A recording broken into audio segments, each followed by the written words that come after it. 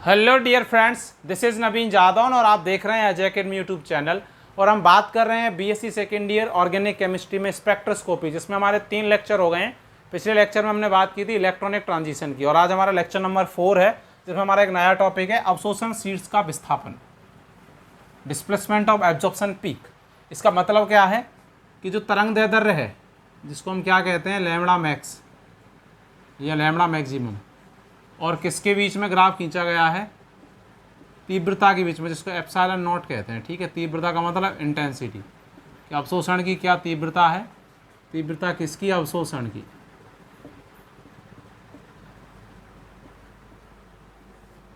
अवशोषण की तीव्रता, और किसके बीच में ग्राफ खींचा गया है, लैम्बडा मैक्स के बीच में। यूवी विजिबल स्पेक्ट्रोस्कोपी में तरंग की तरंग दैर्ध्य और अवशोषण शीट्स की तीव्रता, जिसको एप्सिलॉन नॉट कहते हैं, के बीच में ग्राफ प्लॉट किया गया है। इस वाई एक्सिस पे तो ली गई है एप्सिलॉन नॉट, और एक्स पे लिया गया है लैम्बडा या तरंग दैर्ध्य। तो कुछ इस तरह का ग्राफ आता है। ठीक है, तो हम क्या बोलेंगे, क्या लिखेंगे इसमें कि यूवी विजिबल स्पेक्ट्रोस्कोपी में अवशोषण की तीव्रता और तरंग की तरंग दैर्ध्य के मध्य ग्राफ खींचा गया है, जिसमें तरंग दैर्ध्य और तीव्रता इंटेंसिटी की मान में क्या क्या परिवर्तन होगा। इंटेंसिटी का मान बढ़ेगा घटेगा, लैम्बडा का मान बढ़ेगा घटेगा। इसको क्या बोल रहे हैं, अवशोषण शीट्स का क्या बोल रहे हैं, विस्थापन बोल रहे हैं। ठीक है, क्या कह रहे हैं इसको, अवशोषण शीट्स का विस्थापन। देखो क्या क्या हो सकता है, एक बार मैं ओवरऑल बता देता हूँ, फिर एक एक करके कौन कौन से विस्थापन होते हैं जो हमारे आ सकते हैं एग्जाम में, उनको हम क्या करेंगे, पढ़ेंगे। देखो जैसे यहाँ तो हमने कौन लिया हुआ है, एप्सिलॉन नॉट, जिसको हम क्या बोल रहे हैं, तीव्रता या इंटेंसिटी कहते हैं इंग्लिश में। किसकी इंटेंसिटी, अवशोषण की, जो एब्जॉर्प्शन हो रहा है, अवशोषण स्पेक्ट्रोस्कोपी तो पढ़ रहे हैं। और यहाँ क्या लेंगे, लैम्बडा मैक्सिमम। कुछ इस तरह का ग्राफ आता है। तो देखो इधर जाएंगे तो लैम्बडा का मान बढ़ेगा, इधर जाएंगे तो लैम्बडा का मान घटेगा, ऊपर जाएंगे तो तीव्रता का मान बढ़ेगा, क्योंकि इस एक्सिस पे कौन दे रखी है, तीव्रता, इंटेंसिटी। तो इधर जाएंगे तो तीव्रता का मान घटेगा। तो अवशोषण शीट्स में 4 तरह का विस्थापन हो सकता है, या तो लैम्बडा का मान बढ़े या घटे, या तीव्रता का मान बढ़े या घटे। जब लैम्बडा का मान बढ़ता है तो इसको कहते हैं बैथोक्रोमिक शिफ्ट। कौन सी शिफ्ट कहते हैं,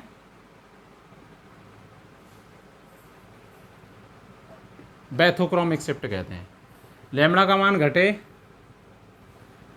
तो इसको कहते हैं हिप्सोक्रोमिक। एक एक करके हम पढ़ेंगे। जब तरंग दैर्ध्य का मान बढ़ रहा है तो बैथोक्रोमिक, घट रहा है तो हिप्सो। तीव्रता का मान अगर बढ़ रहा है तो हाइपरक्रोमिक। ठीक है, और तीव्रता का मान घट रहा है तो क्या होगी, तो क्या होगी भाइयों, हाइपोक्रोमिक। तो 4 प्रकार का विस्थापन होगा अवशोषण शीट्स का। क्या लिखेंगे, यूवी विजिबल स्पेक्ट्रोस्कोपी में तरंग की तरंग दैर्ध्य और अवशोषण की तीव्रता के मध्य ग्राफ खींचा गया, जिसमें तरंग दैर्ध्य और तीव्रता के मान में क्या होता है, चेंज होता है। या तो तरंग दैर्ध्य का मान बढ़ता है या घटता है, या तीव्रता का मान बढ़ता है या घटता है। इसके आधार पर 4 प्रकार के विस्थापन है। तो हमने एक डायग्राम में दिखा दिए, फिर एक एक करके सबको पढ़ेंगे। आप इसको लिखो, फिर अपन एक एक करके पढ़ेंगे।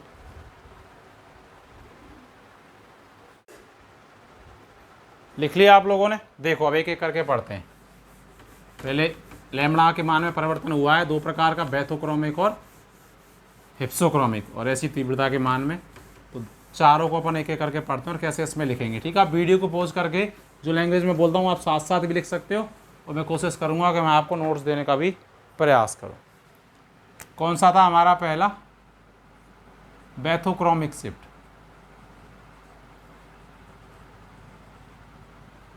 बैथोक्रोमिक शिफ्ट, ठीक है। इसका एक नाम और होता है, इसको रेड शिफ्ट भी कहते हैं। कौन सा, लाल विस्थापन। क्यों कहते हैं भाई, देखो बताता हूं। बैथोक्रोमिक शिफ्ट, बैथोक्रोमिक शिफ्ट का क्या मतलब था कि लैम्बडा मैक्स का जो मान है, तरंग दैर्ध्य का जो मान है, वो पहले की तुलना में क्या हो जाता है, बढ़ जाता है। ठीक है, लैम्बडा मैक्स का मान बढ़ जाता है, मतलब हमने पढ़ा है विबग्योर होता है ना, कलर का एक ऑर्डर होता है। तो सबसे ज़्यादा लैम्बडा किसकी होती है, रेड कलर की। तो इसका मतलब लैम्बडा मैक्स का मान बढ़ रहा है, तो हम किस कलर की ओर जा रहे हैं, लाल कलर की ओर जा रहे हैं, क्योंकि लाल की लैम्बडा कैसी होती है, ज़्यादा। बैथोक्रोमिक शिफ्ट का मतलब ही क्या है कि तरंग दैर्ध्य का मान यूवी विजिबल स्पेक्ट्रोस्कोपी में पहले की तुलना में क्या हो जाता है, बढ़ जाता है, उसको बैथोक्रोमिक शिफ्ट। रेड शिफ्ट क्यों कह रहे हैं, क्योंकि लैम्बडा का मान बढ़ता है और हमें पता है लैम्बडा सब जगह किसकी होती है, रेड कलर की। तो लाल तरफ की तरफ ही तो बढ़ रहे हैं, लैम्बडा का मान बढ़ रहा है, तो उसको हम क्या बोलेंगे, रेड शिफ्ट बोलेंगे, लाल विस्थापन बोलेंगे। डायग्राम भी बना सकते हैं। यहाँ तो हमने क्या ली थी, इंटेंसिटी, और यहाँ हमने क्या लिया था, लैम्बडा मैक्स। ठीक है, तीव्रता ली थी, माना पहले ये ग्राफ था, तो अब क्या हुआ कि तरंग दैर्ध्य का मान पहले तो यहाँ था, अब क्या हुआ, पहले की तुलना में बढ़ गया, यहाँ था अब क्या हो गया, यहाँ पहुँच गया। तो ये क्या कहलाएगी, रेड शिफ्ट कहलाएगा कि भैया तरंग दैर्ध्य का मान, लाल विस्थापन पहले की तुलना में बढ़ गया है। इसका एग्जाम्पल क्या है, एग्जाम्पल भी लिख सकते हैं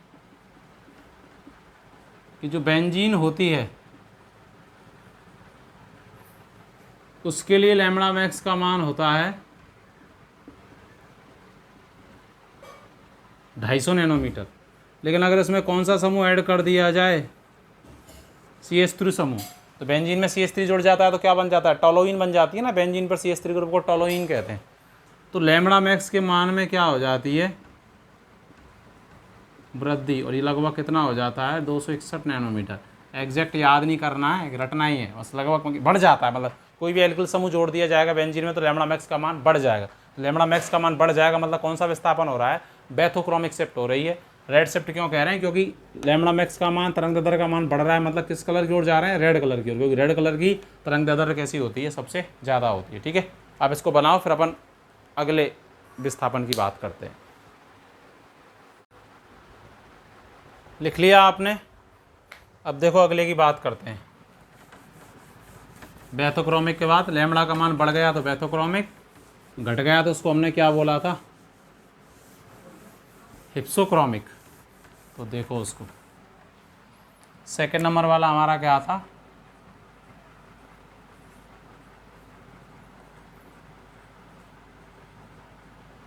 हिप्सोक्रोमिक शिफ्ट, या इसको बोलते हैं ब्लू शिफ्ट, नीला विस्थापन। ठीक है, नीला विस्थापन। देखो क्या होता है, इसमें क्या होता है, जो लैम्बडा मैक्स का मान है, तरंग दैर्ध्य का मान है, वो पहले की तुलना में कैसा हो जाता है, कम हो जाता है, घट जाता है तरंग दैर्ध्य का मान। ठीक है, अर्थात जो लैम्बडा मैक्स का मान है, अब हमको पता है कि क्या होता है, विग्योर इस तरफ जा रहे हैं, लैम्बडा मैक्स का मान घट रहा है, तो किस क्षेत्र की ओर जा रहे हैं, लाल क्षेत्र की ओर या नीले क्षेत्र की ओर, अवशोषण के नीले क्षेत्र की ओर जा रहे हैं।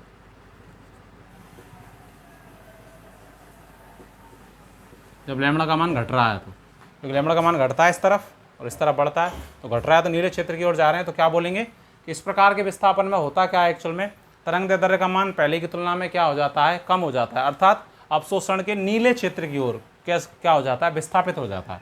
इसका डायग्राम बना सकते हैं हम। यहाँ तो हम क्या लेते हैं, वही इंटेंसिटी, तीव्रता, यहाँ हम क्या लेते हैं, तरंग दैर्ध्य। माना ये तरंग दैर्ध्य थी, लेकिन इसका मान पहले की तुलना में क्या हो गया, कम हो गया। डॉट डॉट डॉट वाली का मतलब इस तरफ हो गया, ये पीक जो यहाँ आ रही थी अब कहाँ आ रही, यहाँ, तो कम हो गया। तो इसका मतलब किस क्षेत्र की ओर शिफ्ट हो गया, ब्लू। तो इसके क्या, किसको क्या बोलेंगे, कैसा विस्थापन है ये, ब्लू शिफ्ट है या क्या है, नीला विस्थापन। तो इसका डायग्राम ये हो जाएगा। इसका एग्जाम्पल है कि याद रख सकते हैं, एग्जैक्ट याद नहीं रखना, कुछ वैल्यू याद हो जाए। सैलिसाइल्डिहाइड होता है,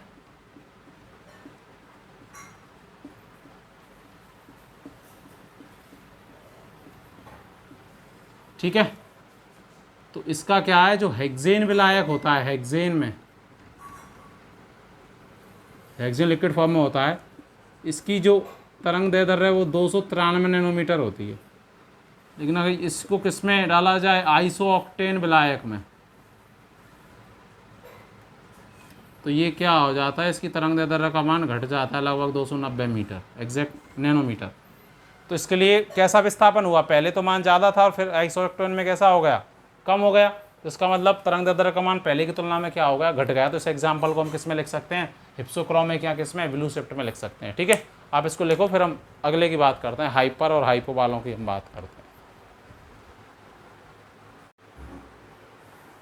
लिख लिया आप लोगों ने।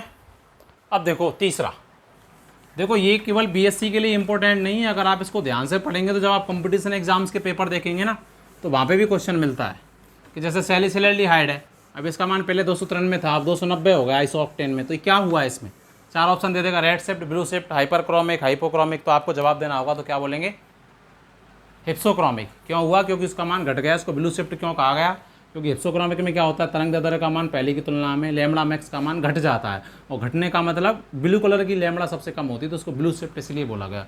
तो केवल बीएससी को बीएससी करने के पर्पज से मत पढ़िए, बीएससी तो लाखों लोग करते हैं यार, कुछ सीखने का, कुछ करना है, सब्जेक्ट को मजबूत करना है, उसके लिए अजय अकेडमी आपके लिए बेस्ट है, ये मेरी गारंटी। आप इस टॉपिक को पढ़ के चाहे बीएससी का ही पढ़ा, कंपटीशन के क्वेश्चन देख लेना, आपके गलत नहीं होंगे, ये मेरी गारंटी।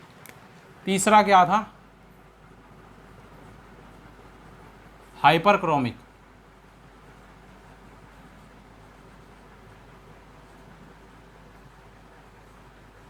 यही था ना, और इस साथ में कर लेते हैं फोर्थ वाला, हाइपोक्रोमिक।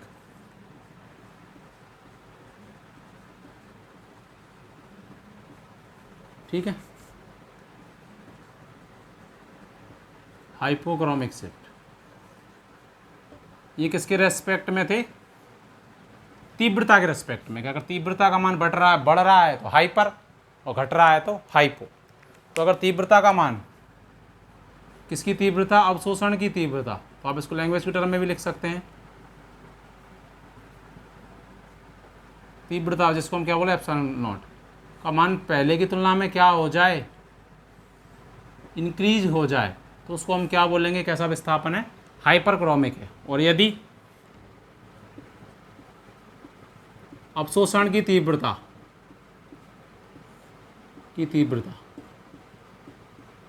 क्या, एप्सिलॉन नॉट, पहले की तुलना में क्या हो जाए, डिक्रीज अगर हो जाए, जिसको हम क्या बोलते हैं, कम हो जाए, तो उसको क्या बोलेंगे, हाइपोक्रोमिक शिफ्ट बोलेंगे। डायग्राम भी बना के देने होंगे हमको, क्योंकि थ्योरेटिकल पेपर होता है बीएससी का। यहाँ तो हमने क्या लिया, एप्सिलॉन नॉट, यहाँ क्या लिया हुआ है, लैम्बडा मैक्स। जनरली ये डायग्राम है।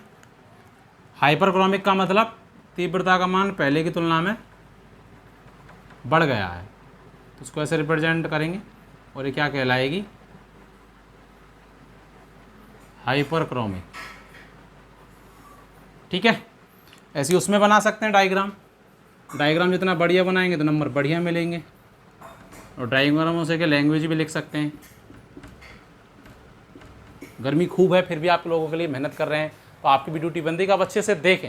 ये अच्छे से पढ़ने के लिए ये चैनल बनाया है मैंने, और ये वीडियो बना रहा हूँ। ठीक है, बीच में कुछ कारण थे ऐसे कि बीच में ये गैप लग गया, इतना कुछ बच्चे बड़े निराश हुए हमारे बीएससी वाले, पर हम कंटिन्यू रहने का प्रयास करेंगे वही। लेकिन हाइपो का मतलब तीव्रता का मान पहले की तुलना में क्या हो जाता है, घट जाता है। तो इसको तीर कैसे लगेगा, उल्टा नीचे की तरफ, तो इसको हम क्या बोलेंगे,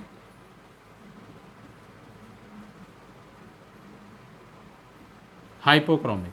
ठीक है, तो हमने कौन कौन से पढ़े थे, हिप्सोक्रोमिक जिसमें तरंगदैर्ध्य का मान बढ़ जाता है, मतलब बैथोक्रोमिक सॉरी, और हिप्सो में क्या हो जाता है, घट जाता है। हाइपर में तीव्रता का मान बढ़ जाता है, और हाइपो में तीव्रता का मान घट जाता है।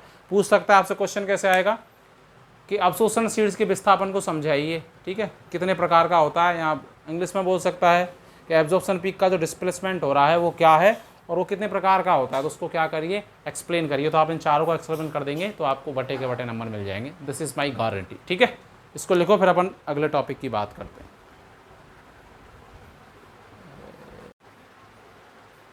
देखो आप लोगों ने लिख लिया।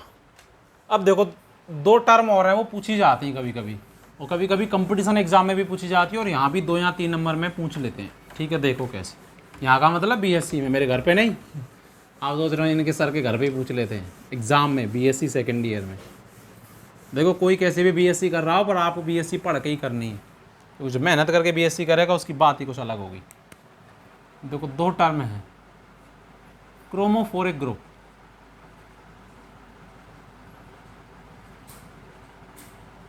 क्रोमोफोर, हिंदी में इनको कहते हैं वर्णमूलक।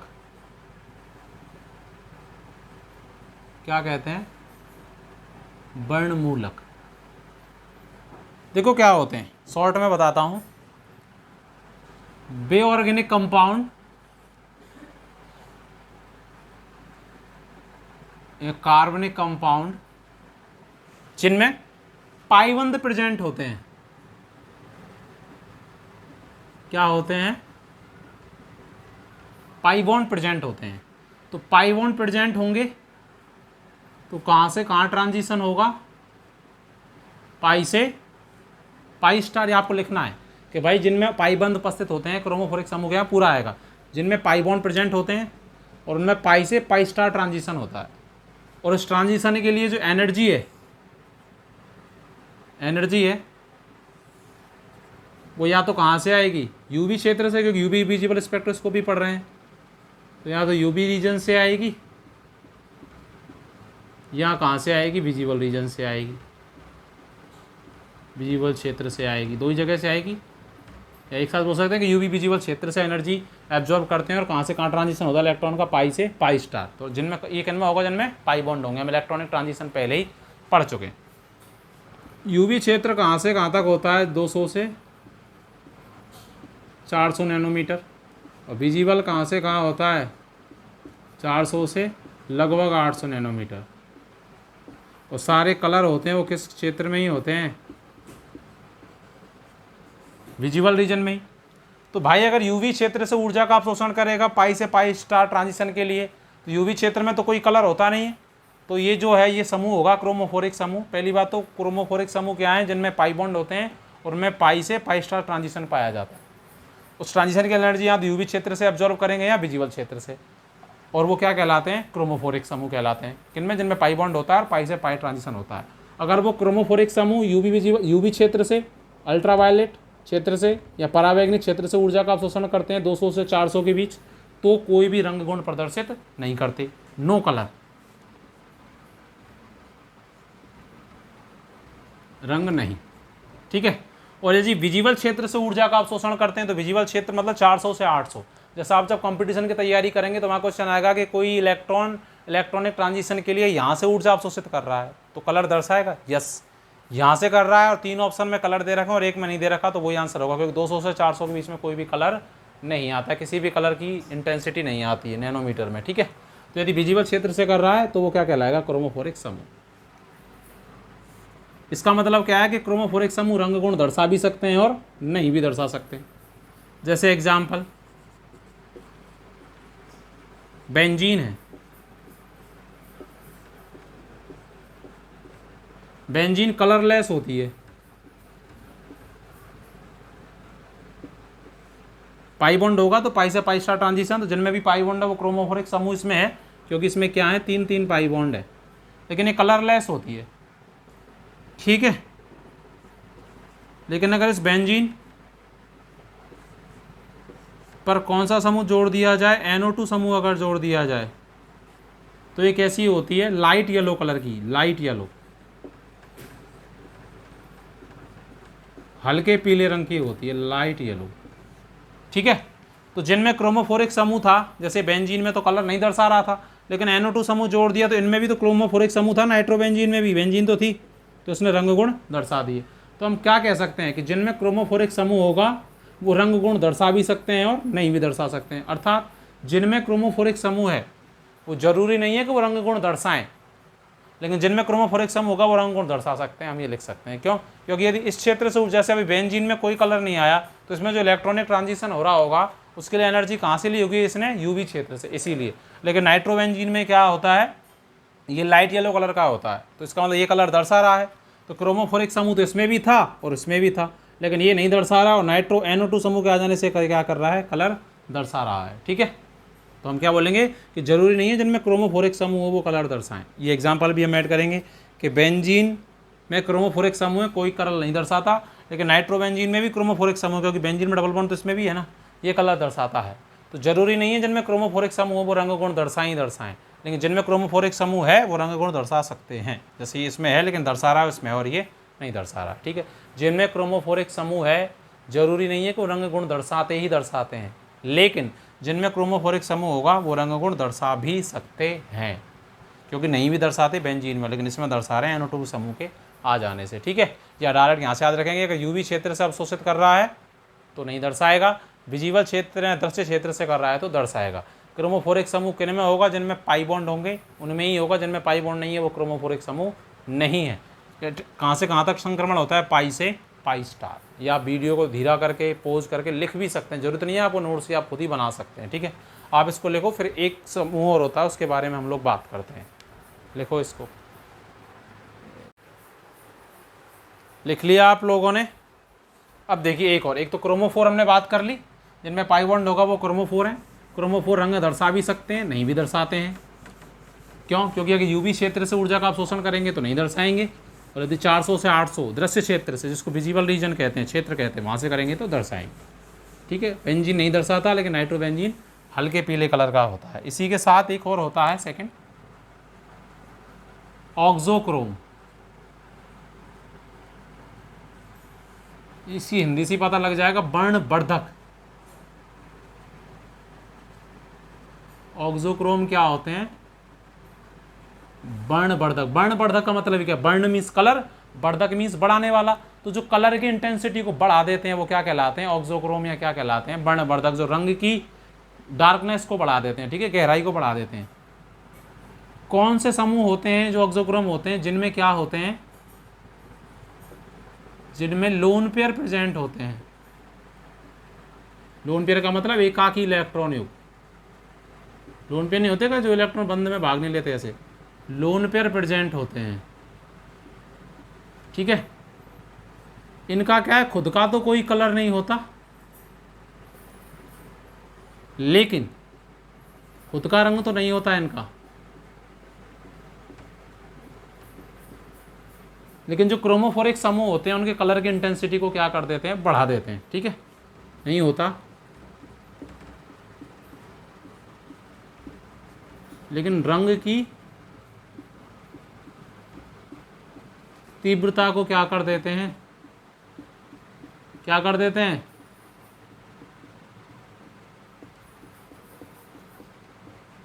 बढ़ा देते हैं। जैसे एग्जाम्पल, नाइट्रोबेंजीन था, अभी ये प्रैक्टिकली प्रूव्ड है, जब आप आगे की कक्षाओं में पढ़ेंगे, मैंने देखा है। तो नाइट्रोबेंजीन कैसा होता है? लाइट येलो कलर का, अभी हमने देखा भी था, लाइट येलो। लेकिन यदि इसकी तीसरे नंबर पर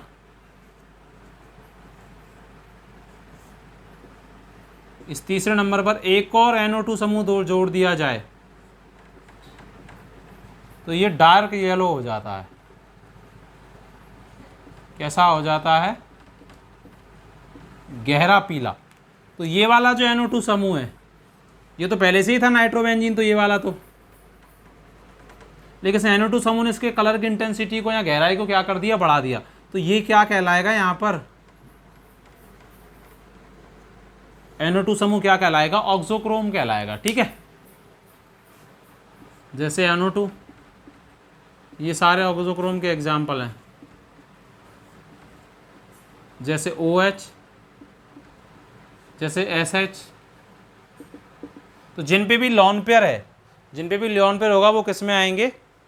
किसकी श्रेणी में आएंगे भाई? ऑक्सोक्रोम की श्रेणी में आएंगे। एक और लिख सकते एग्जाम्पल, जैसे NH2।